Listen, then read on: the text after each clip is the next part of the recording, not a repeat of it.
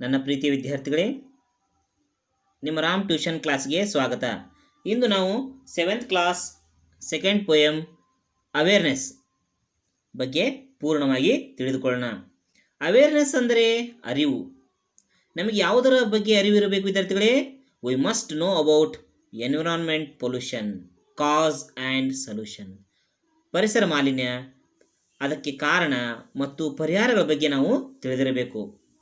ಈ ಪದ್ಯದಲ್ಲಿ ಅದನ್ನೇ ವಿವರವಾಗಿ ತಿಳಿದುಕೊಳ್ಳೋಣ ವಿದ್ಯಾರ್ಥಿಗಳೇ. ಮೊದಲು ಪ್ರಿಪರೇಟರಿ ಆಕ್ಟಿವಿಟಿ ಬಗ್ಗೆ ತಿಳಿದುಕೊಳ್ಳೋಣ ವಿದ್ಯಾರ್ಥಿಗಳೇ. ನೋಡಿ ವಿದ್ಯಾರ್ಥಿಗಳೇ, first one, V celebrate world water day on 22 March 22. In the same way what do we celebrate on these days ಅಂತ ಪ್ರಶ್ನೆ ಕೇಳ್ತಾರೆ ವಿದ್ಯಾರ್ಥಿಗಳೇ. ವರ್ಲ್ಡ್ ವಾಟರ್ ಡೇ ಯಾವಾಗ ವಿದ್ಯಾರ್ಥಿಗಳೇ? 22 ಮಾರ್ಚ್ 22ಕ್ಕೆ ನಾವು ವರ್ಲ್ಡ್ ವಾಟರ್ ಡೇನ ಆಚರಣೆ ಮಾಡ್ತೀವಿ ವಿದ್ಯಾರ್ಥಿಗಳೇ. ಹಾಗೆ 4th February ಯಾವ ದಿನವನ್ನು ಆಚರಣೆ ಮಾಡ್ತೀವಿ ವಿದ್ಯಾರ್ಥಿಗಳೇ? ವರ್ಲ್ಡ್ ಕ್ಯಾನ್ಸರ್ ಡೇ ಆಚರಣೆ ಮಾಡ್ತೀವಿ ವಿದ್ಯಾರ್ಥಿಗಳೇ. ಇನ್ನು ಸೆಕೆಂಡ್ ಒನ್, 22 April ಯಾವ ಡೇನ ಆಚರಣೆ ಮಾಡ್ತೀವಿ ವಿದ್ಯಾರ್ಥಿಗಳೇ? ವರ್ಲ್ಡ್ ಹೆಲ್ತ್ ಡೇ ಅನ್ನೋದನ್ನು ಆಚರಣೆ ಮಾಡ್ತೀವಿ ವಿದ್ಯಾರ್ಥಿಗಳೇ. ಇನ್ನು 3rd December ಯಾವ ದಿನಾಚರಣೆ ಆಚರಣೆ ಮಾಡ್ತೀವಿ ವಿದ್ಯಾರ್ಥಿಗಳೇ? International day of disabled person. ಈ ರೀತಿ ಅವುಗಳನ್ನ ಬರೆದುಕೊಳ್ಳಿ ವಿದ್ಯಾರ್ಥಿಗಳೇ. ಇನ್ನು ಫಸ್ಟ್ ಕ್ವೆಶ್ಚನ್ ವಿದ್ಯಾರ್ಥಿಗಳೇ, why do we celebrate these days? We celebrate these days because to educate the people and find out the reason and solution of the problems. ನೋಡಿ ವಿದ್ಯಾರ್ಥಿಗಳೇ, ಈ ದಿನಾಚರಣೆ ಏಕೆ ಆಚರಿಸ್ತೀವಿ ಅಂತ ಕೇಳ್ತಾ ಇದ್ದಾರೆ ವಿದ್ಯಾರ್ಥಿಗಳೇ. ಇದರ ಮಹತ್ವ ಏನು ಅಂತಲೂ ಕೇಳ್ತಾರೆ ವಿದ್ಯಾರ್ಥಿಗಳೇ. ಈ ಆನ್ಸರ್ನ ಬರೆದುಕೊಳ್ಳಿ ವಿದ್ಯಾರ್ಥಿಗಳೇ. Second question, is there any need for the celebration? Give 2 reasons to support your answer. ನೋಡಿ ವಿದ್ಯಾರ್ಥಿಗಳೇ, yes, it is necessary to celebrate such a day. ನೋಡಿ, ಈ ಆಚರಣೆಯನ್ನು ಆಚರಿಸಬೇಕು ವಿದ್ಯಾರ್ಥಿಗಳೇ. ಕಾರಣ ಏನು? Because to create awareness among people, ಜನರಲ್ಲಿ ಜಾಗೃತಿ ಮೂಡಿಸಲು. In second one, help to know importance of day celebration. ವಿದ್ಯಾರ್ಥಿಗಳೇ, ಆ ದಿನದ ಮಹತ್ವ, ಕಾರಣ ಹಾಗೂ ಅದನ್ನು ತೊಂದರೆ ಆದವರಿಗೆ ಯಾವ ರೀತಿ ಪರಿಹಾರಗಳನ್ನ ತೆಗೆದುಕೊಳ್ಬೇಕು, ಈ ರೀತಿ ಎಲ್ಲವನ್ನೂ ಚರ್ಚೆ ಮಾಡಲಿಕ್ಕೆ ಒಂದು ಆಚರಣೆಯ ಅವಶ್ಯಕತೆ ಇದೆ ಅನ್ನೋದನ್ನು ನಾವಿಲ್ಲಿ ಹೇಳ್ತಾ ಇದ್ದೀವಿ ವಿದ್ಯಾರ್ಥಿಗಳೇ. ಇನ್ನು second one, study the picture given below. ವಿದ್ಯಾರ್ಥಿಗಳು, ಇಲ್ಲಿ 4 ಚಿತ್ರಗಳನ್ನು ಕೊಟ್ಟಿದ್ದಾರೆ, ಅದನ್ನು ಸ್ಟಡಿ ಮಾಡಿ ಅಂತ ಹೇಳ್ತಾರೆ. And right 2 sentences about them in your note book about global warming. ವಿದ್ಯಾರ್ಥಿಗಳೇ, ಗ್ಲೋಬಲ್ ವಾರ್ಮಿಂಗ್ ಬಗ್ಗೆ ಬರೀರಿ ಅಂತ ಹೇಳ್ತಾರೆ ವಿದ್ಯಾರ್ಥಿಗಳೇ. ನಾ ಇಲ್ಲಿ ಬರೆದಿದ್ದೀನಿ ವಿದ್ಯಾರ್ಥಿಗಳೇ, ಇದನ್ನೇ ಬರೆದುಕೊಳ್ಳಿ. Global warming means increase the average temperature of the earth surface. ನೋಡಿ, ಭೂಮಿಯ ಮೇಲ್ಭಾಗದ ತಾಪಮಾನವನ್ನು ಹೆಚ್ಚಿಸುವುದಕ್ಕೆ ನಾವೇನು ಕರಿತೀವಿ? ಗ್ಲೋಬಲ್ ವಾರ್ಮಿಂಗ್ ಅಂತ ಕರಿತೀವಿ ವಿದ್ಯಾರ್ಥಿಗಳೇ. ನೋಡಿ, ಗ್ಲೋಬಲ್ ವಾರ್ಮಿಂಗ್ ಅಂದ ತಕ್ಷಣ ನೀವೇನೋ ಇದು ಸಣ್ಣದ ಅಂತ ತಿಳ್ಕೊಬೇಡಿ ವಿದ್ಯಾರ್ಥಿಗಳೇ, ಇದರಿಂದ ತುಂಬ ಅಪಾಯ ಇದೆ. ಇದರ ಕುರಿತು ನಾವು ಪದ್ಯದಲ್ಲಿ ಗಮನಿಸೋಣ ವಿದ್ಯಾರ್ಥಿಗಳೇ. ನೋಡಿ ವಿದ್ಯಾರ್ಥಿಗಳೇ, ಈಗ ಪಾಠದ ಸಾರಾಂಶದ ಕಡೆ ಗಮನ ಕೊಡೋಣ ವಿದ್ಯಾರ್ಥಿಗಳೇ. Broken bottles and charred pieces of glass, wadded up newspapers tossed on the grass. Broken ಒಡೆದ, ಚಾರ್ಡ್ ಅರ್ಧ ಸುಟ್ಟ, ಪೀಸಸ್ ಅಂದರೆ ತುಂಡುಗಳು, ಗ್ಲಾಸ್ ಗಾಜು, ವಾಡೆಡ್ ಬಂಡಲ್ ಅನ್ನು, ನ್ಯೂಸ್ ಪೇಪರ್ಸ್ ನಿಮ್ಗೆ ಗೊತ್ತಿದೆ ವಿದ್ಯಾರ್ಥಿಗಳೇ, ಟಾಸ್ಡ್ ಅಂದ್ರೆ ಬಿಸಾಕು ವಿದ್ಯಾರ್ಥಿಗಳೇ. Broken and half burnt bottles and newspapers bundles are lying on the grass. ಹುಲ್ಲಿನ ಮೇಲೆ ಒಡೆದ ಹಾಗೂ ಅರ್ಧ ಸುಟ್ಟ ಬಾಟಲಿಗಳು ಹಾಗೂ ಪೇಪರ್ ಮೂಟೆಗಳು ಎಲ್ಲೆಂದರಲ್ಲಿ ಬಿದ್ದಿರ್ತಾವೆ ವಿದ್ಯಾರ್ಥಿಗಳೇ. ನೀವು ಹೊರಗಡೆ ಹೋದಾಗ ಏನು ಮಾಡ್ತೀವಿ ವಿದ್ಯಾರ್ಥಿಗಳೇ? ಆಹಾರವನ್ನು ಸೇವಿಸ್ತೀವಿ ವಿದ್ಯಾರ್ಥಿಗಳೇ. ಕಾಗದಗಳನ್ನು, ಪೇಪರ್ಗಳನ್ನು, ಪ್ಲಾಸ್ಟಿಕ್ಗಳನ್ನು ಎಲ್ಲೆಂದರಲ್ಲಿ ಬಿಸಾಕಿ ಬಿಡ್ತೀವಿ ವಿದ್ಯಾರ್ಥಿಗಳೇ. ನೋಡಿ, ಅದರಿಂದ ಏನಾಗ್ತಾ ಇದೆ? ಪರಿಸರ ಮಾಲಿನ್ಯವಾಗ್ತಾ ಇದೆ ವಿದ್ಯಾರ್ಥಿಗಳೇ. ಇನ್ನು ನೆಕ್ಸ್ಟ್ ಕಾರಣ ಹೇಳ್ತಾರೆ ವಿದ್ಯಾರ್ಥಿಗಳೇ, second line, pouring of concrete and tearing out trees, this is the environment that surrounds me. ನೋಡ್ರಿ, ನಮ್ಮ ಸುತ್ತಮುತ್ತಲಿನ ಪರಿಸರದ ಕುರಿತು ಹೇಳ್ತಾರೆ ವಿದ್ಯಾರ್ಥಿಗಳೇ. ಪೋರಿಂಗ್ ಅಂದರೆ ಸುರಿಯುವುದು, ಕಾಂಕ್ರೀಟ್ ಸಿಮೆಂಟ್, ಟೀರಿಂಗ್ ಕತ್ತರಿಸುವುದು, ಎನ್ವಿರಾನ್ಮೆಂಟ್ ಪರಿಸರ, ಸರೌಂಡ್ಸ್ ಅಂದರೆ ಸುತ್ತಲೂ ಅಂದಂಗೆ ವಿದ್ಯಾರ್ಥಿಗಳೇ. ನಮ್ಮ ಸುತ್ತಮುತ್ತಲಿನ ಪರಿಸರದಲ್ಲಿರುವ ನಮಗೆ ಆಮ್ಲಜನಕವನ್ನು ನೀಡುವ ಮರಗಳನ್ನು ನಾವೇನು ಮಾಡ್ತಾ ವಿದ್ಯಾರ್ಥಿಗಳೇ? ಕಡಿತಾ ಇದ್ದೀವಿ. ಆ ಜಾಗದಲ್ಲಿ ಏನು ಮಾಡ್ತಾ ವಿದ್ಯಾರ್ಥಿಗಳೇ? ಸಿಮೆಂಟ್ಗಳನ್ನ ಸುರಿದು ರಸ್ತೆಗಳನ್ನು, ಕಟ್ಟಡಗಳನ್ನು, ಇನ್ಯಾವುದನ್ನು ನಿರ್ಮಾಣ ಮಾಡ್ತಾ ಏನು ಮಾಡ್ತಾ ಇದ್ದೀವಿ ವಿದ್ಯಾರ್ಥಿಗಳೇ? ನಡೀತಾ ಇದ್ದೀವಿ. ಇದರಿಂದ ಏನಾಗ್ತಾ ಇದೆ ವಿದ್ಯಾರ್ಥಿಗಳೇ? ನಮ್ಮಲ್ಲಿ ಆಮ್ಲಜನಕದ ಕೊರತೆ ಉಂಟಾಗ್ತಾ ಇದೆ. ಒಟ್ಟಿನಲ್ಲಿ ಸಾಯಿಲ್ ಪೊಲ್ಯೂಷನ್ ಬಗ್ಗೆ ಈ ಸ್ಟಾಂಜದಲ್ಲಿ ಹೇಳಿದ್ದಾನೆ ವಿದ್ಯಾರ್ಥಿಗಳೇ. ಇನ್ನು ನೆಕ್ಸ್ಟ್ ಸ್ಟಾಂಜದ ಬಗ್ಗೆ ಗಮನ ಹರಿಸೋಣ ವಿದ್ಯಾರ್ಥಿಗಳೇ. Poisson's and insecticides spread on hour food ಅಂತ ಹೇಳ್ತಾನೆ ವಿದ್ಯಾರ್ಥಿಗಳೇ. ಪಾಯ್ಸನ್ಸ್ ಅಂದರೆ ವಿಷ, ಇನ್ಸೆಕ್ಟಿಸೈಡ್ಸ್ ಕೀಟನಾಶಕಗಳು, ಸ್ಪ್ರೇಡ್ ಅಂದರೆ ಸಿಂಪಡಿಸು. ನೋಡಿ ವಿದ್ಯಾರ್ಥಿಗಳೇ, farmers are used many insecticides and chemical fertilizer to crops for increase yields. ನೋಡಿ ವಿದ್ಯಾರ್ಥಿಗಳೇ, ಇಂದಿನ ಆಧುನಿಕ ರೈತರು ಇಳುವರಿಯನ್ನು ಹೆಚ್ಚಾಗಿ ಪಡೆಯಲು ಏನು ಮಾಡ್ತಾ ಇದ್ದಾರೆ ವಿದ್ಯಾರ್ಥಿಗಳೇ, ರಾಸಾಯನಿಕ ಗೊಬ್ಬರಗಳನ್ನು ಹಾಗೂ ಅಪಾಯಕಾರಿ ಕೀಟನಾಶಕಗಳನ್ನು ಬಳಸುತ್ತಿದ್ದಾರೆ ವಿದ್ಯಾರ್ಥಿಗಳೇ. This poisonous food we are consuming. ಇಂಥ ಆಹಾರವನ್ನು ನಾವು ನೀವೆಲ್ಲವೂ ಸೇವಿಸ್ತಾ ಇದ್ದೀವಿ ವಿದ್ಯಾರ್ಥಿಗಳೇ. ನೋಡಿ, ಇದರಿಂದ ಎಂಟೋ ದೊಡ್ಡ ತೊಂದರೆ ಆಗ್ತದೆ ಆರೋಗ್ಯದ ಮೇಲೆ ಅನ್ನೋದನ್ನು ಇಲ್ಲಿ ಹೇಳ್ತಾನೆ. ಫುಡ್, ಆಹಾರದ ಬಗ್ಗೆ ಹೇಳ್ತಾ ಇದ್ದಾನೆ ವಿದ್ಯಾರ್ಥಿಗಳೇ. ನೆಕ್ಸ್ಟ್ ನೋಡಿ ವಿದ್ಯಾರ್ಥಿಗಳು ಏನು ಹೇಳ್ತಾ ಇದ್ದಾನೆ ಎರಡನೇ ಲೈನಲ್ಲಿ, oceans filling with thick oil crude.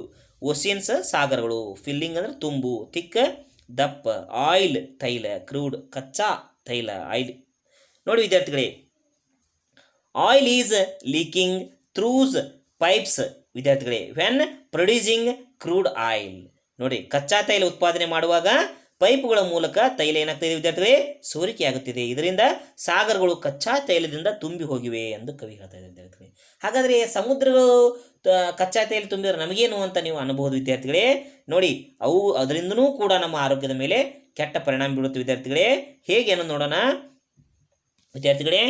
All C life ನೋಡಿ ವಿದ್ಯಾರ್ಥಿಗಳೇ, destined to a slow awful doom. ನೋಡಿ, ಸಿ ಲೈಫ್ ಅಂದರೆ ಜಲಚರಗಳು ಅಥವಾ ಸಮುದ್ರ ಜೀವಿಗಳು.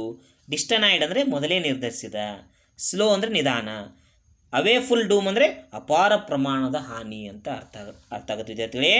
Slowly there is an enormous amount of damage to sea creature. ನೋಡಿ ವಿದ್ಯಾರ್ಥಿಗಳೇ, ನಿಧಾನವಾಗಿ ಸಮುದ್ರ ಜೀವಿಗಳು ನಾಶವಾಗಿ ಹೋಗ್ತಾ ಇದೆ ವಿದ್ಯಾರ್ಥಿಗಳೇ. These are the things we are to consume. ನೋಡಿರಿ, ನಾವು ಸಮುದ್ರದ ಜೀವಿಗಳನ್ನು ತಿಂದು ಬದುಕ್ತೀವಿ ವಿದ್ಯಾರ್ಥಿಗಳೇ. ಹಲವಾರು ದೇಶಗಳು ಸಮುದ್ರದ ಜೀವಿಗಳನ್ನೇ ನಂಬಿ ತಮ್ಮ ಮುಖ್ಯ ಆಹಾರವನ್ನಾಗಿ ನಂಬಿ ವಿದ್ಯಾರ್ಥಿಗಳೇ. ಇಂಥ ಜೀವಿಗಳನ್ನು ನಾವು ಸೇವಿಸುತ್ತಿದ್ದೇವೆ, ಒಟ್ಟಿನಲ್ಲಿ ನಮ್ಮ ಆಹಾರ ವಿಷವಾಗ್ತಾ ಇದೆ ವಿದ್ಯಾರ್ಥಿ ಅನ್ನೋದನ್ನು ಇಲ್ಲಿ ಕವಿ ಹೇಳ್ತಾನೆ ವಿದ್ಯಾರ್ಥಿಗಳೇ. ಮೊದಲು ಸಾಯಿಲ್ ಪೊಲ್ಯೂಷನ್ ಬಗ್ಗೆ ಹೇಳ್ತಾನೆ, ಇನ್ನೊಂದು ಫುಡ್ ಪೊಲ್ಯೂಷನ್ ಬಗ್ಗೆ ಹೇಳ್ತಾನೆ ವಿದ್ಯಾರ್ಥಿಗಳೇ. ಆಹಾರ ಹೇಗೆ ಕಲುಷಿತವಾಗುತ್ತಿದೆ ಅಂತ ಹೇಳ್ತಾ ಇದ್ದಾನೆ ವಿದ್ಯಾರ್ಥಿಗಳೇ. ಇನ್ನು ಥರ್ಡ್ ನೋಡಿ, ಏರ್ ಪೊಲ್ಯೂಷನ್ ಬಗ್ಗೆ ಹೇಳ್ತಾನೆ ವಿದ್ಯಾರ್ಥಿಗಳೇ. Mills pumping out iron expelling yellow fumes. ನೋಡಿ ವಿದ್ಯಾರ್ಥಿಗಳೇ, ಮಿಲ್ಸ್ ಅಂದರೆ ಕೈಗಾರಿಕೆಗಳು, ಪಂಪಿಂಗ್ ಹೊರಗೆ ಹಾಕು ಐರನ್ ಕಬ್ಬಿಣ, ಎಕ್ಸ್ಪೆಲ್ಲಿಂಗ್ ಅಂದರೆ ಹೊರ ಹಾಕೋದು, ಯೆಲ್ಲೋ ಫ್ಯೂಮ್ಸ್ ಹಳದಿ ಹೊಗೆ ಅಂತ ಹೇಳ್ತಾರೆ ವಿದ್ಯಾರ್ಥಿ. ಐರನ್ ಪ್ರೊಡ್ಯೂಸಿಂಗ್ ಇಂಡಸ್ಟ್ರೀಸ್ ನೋಡಿ ವಿದ್ಯಾರ್ಥಿ are pumping out yellow fumes that contain toxic chemicals. ವಿದ್ಯಾರ್ಥಿಗಳೇ, ಕಬ್ಬಿಣವನ್ನು ಉತ್ಪಾದಿಸುವ ಕೈಗಾರಿಕೆಗಳು ವಿಷಕಾರಿ ರಾಸಾಯನಿಕಗಳು ಇರುವ ಹಳದಿ ಹೊಗೆಯನ್ನು ಹೊರ ಹಾಕ್ತಾ ವಿದ್ಯಾರ್ಥಿಗಳೇ. ಅದರಿಂದ ನಮಗೆ ಹಲವಾರು ರೋಗಗಳು ಬರ್ತಾ ಇದೆ ವಿದ್ಯಾರ್ಥಿಗಳೇ. ನೋಡ್ರಿ, ನೆಕ್ಸ್ಟ್ ಹೇಳ್ತಾನೆ ಮತ್ತೆ ಏರ್ ಪೊಲ್ಯೂಷನ್ಗೆ ಏನು ಕಾರಣ ಅಂತ ಹೇಳ್ತಾನೆ. ಎರಡನೇ ಕಾರಣ, airlines emitting caustic gases from fuels. ನೋಡಿ ವಿದ್ಯಾರ್ಥಿಗಳೇ, ಏರ್ಲೈನ್ಸ್ ಅಂದರೆ ವಿಮಾನಯಾನ ಸಾರಿಗೆಗಳು ಏನು ಮಾಡ್ತಾ ಇದ್ದೇವೆ, ಕಾಸ್ಟಿಕ್ ಗ್ಯಾಸನ್ನು ಪ್ರೊಡ್ಯೂಸ್ ಮಾಡ್ತಾ ಇದ್ದೇವೆ. ಅದನ್ನು ಹೇಳ್ತಾರೆ ನೋಡಿ. Airlines used lot of fuels compare to other transport. ನೋಡಿ ವಿದ್ಯಾರ್ಥಿ, ಬೇರೆ and produce more caustic gases. ಇತರ ಸಾರಿಗೆಗಳಿಗೆ ಹೋಲಿಸಿದರೆ ವಿಮಾನಯಾನ ಸಂಸ್ಥೆಗಳು ಸಾಕಷ್ಟು ಇಂಧನವನ್ನು ಬಳಸ್ತಾ ಇದೆ ವಿದ್ಯಾರ್ಥಿಗಳೇ.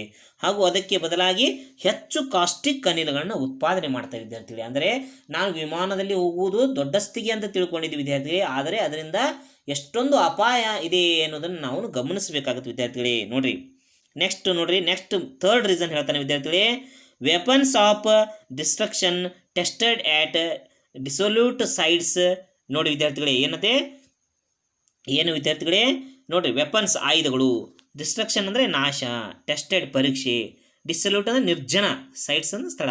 ನೋಡಿ ವಿದ್ಯಾರ್ಥಿಗಳೇ, nuclear weapons are tested in the desert for destruction that caused to air pollution. ನೋಡಿ ವಿದ್ಯಾರ್ಥಿಗಳೇ, ಇಂಥ ವಿನಾಶಕ್ಕಾಗಿ ನಿರ್ಜನ ಪ್ರದೇಶದಲ್ಲಿ ಪ್ರಯೋಗಿಸುವ ಪರಮಾಣು ಶಸ್ತ್ರಾಸ್ತ್ರಗಳು ವಾಯು ಮಾಲಿನ್ಯಕ್ಕೆ ಕಾರಣವಾಗಿವೆ ವಿದ್ಯಾರ್ಥಿಗಳೇ. ಇವತ್ತು ನ್ಯೂಕ್ಲಿಯರ್ ವೆಪನ್ಸ್ ಟೆಸ್ಟ್ ಮಾಡೋದಪ್ಪ ಅಂದ್ರೆ ಪ್ರತಿಷ್ಠೆಯ ಕಣವಾಗಿದೆ. ದೇಶಗಳ ಮಧ್ಯೆ ಏನಾಗಿದೆ ವಿದ್ಯಾರ್ಥಿಗಳೇ, ಪ್ರತಿಷ್ಠೆ ಆಗಿಬಿಟ್ಟಿದೆ. ಆ ಪ್ರತಿಷ್ಠೆ ಇವತ್ತು ಏನಾಗ್ತಿದೆ, ಏರ್ ಪೊಲ್ಯೂಷನ್ಗೆ ದೊಡ್ಡ ಕಾರಣವಾಗ್ತಾ ಇದೆ ವಿದ್ಯಾರ್ಥಿಗಳೇ. This is the air that's to sustain life. ನೋಡಿ, ನಾವು ಎಂಥ ಏರ್ನ ಹಾಳು ಮಾಡ್ತಾ ಇದ್ದೇವೆ ವಿದ್ಯಾರ್ಥಿಗಳೇ. This way the air is being polluted. ಈ ರೀತಿಯಾಗಿ ನಮ್ಮ ಗಾಳಿ ಮಾಲಿನ್ಯವಾಗ್ತಾ ಇದೆ ವಿದ್ಯಾರ್ಥಿಗಳೇ. ಅದನ್ನು ನಾವು ಗಮನದಲ್ಲಿ ಇಟ್ಕೋಬೇಕು ವಿದ್ಯಾರ್ಥಿಗಳೇ.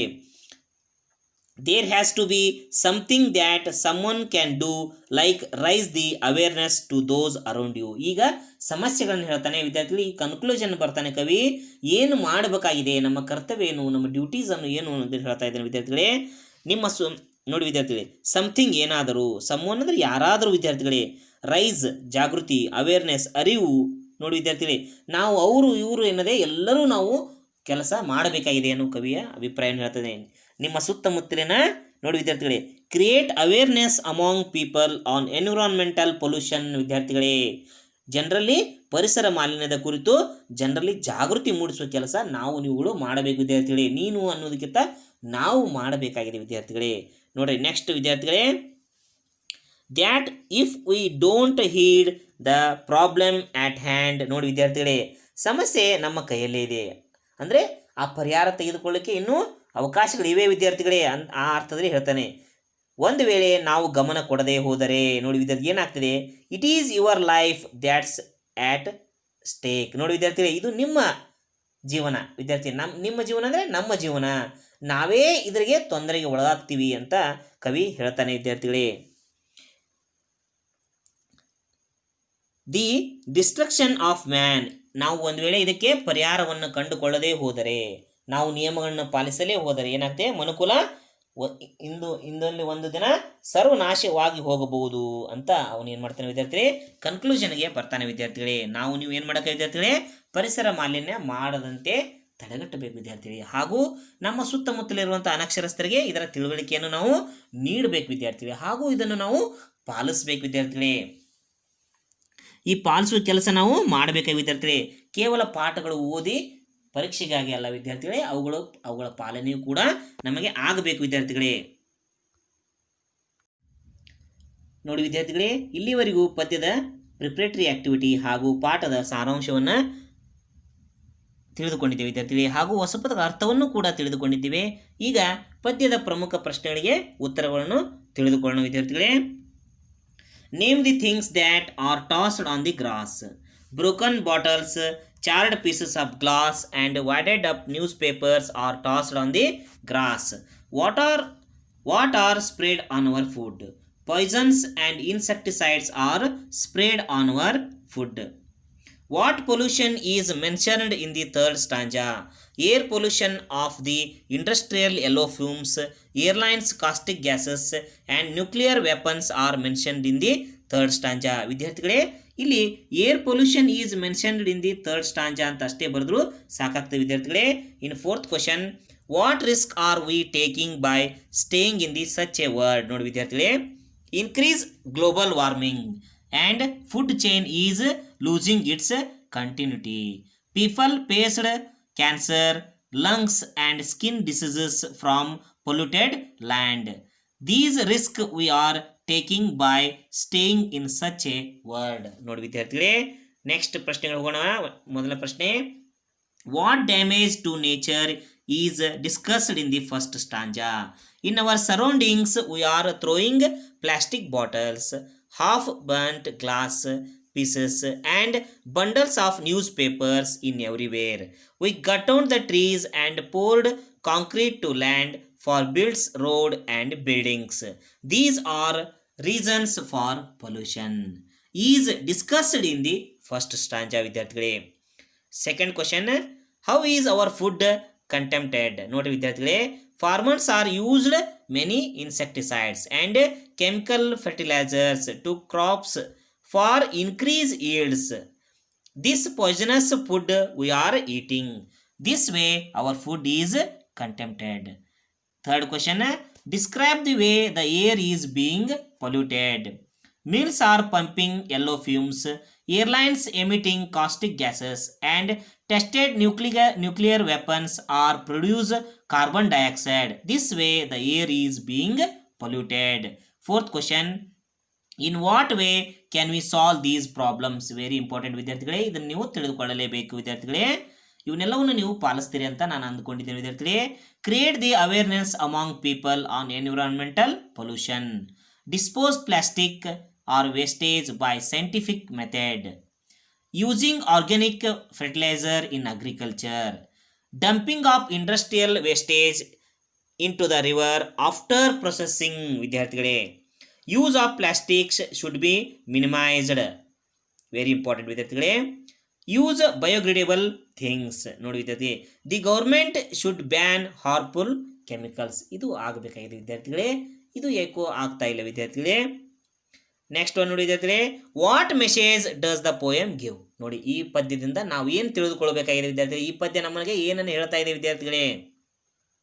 Keeping our surroundings clean. ನೋಡಿ, ನಮ್ಮ ಸುತ್ತಮುತ್ತಲಿನ ಪರಿಸರವನ್ನು ನಾವು ಸ್ವಚ್ಛವಾಗಿ ಇಟ್ಕೊಳ್ಬೇಕು ವಿದ್ಯಾರ್ಥಿಗಳೇ.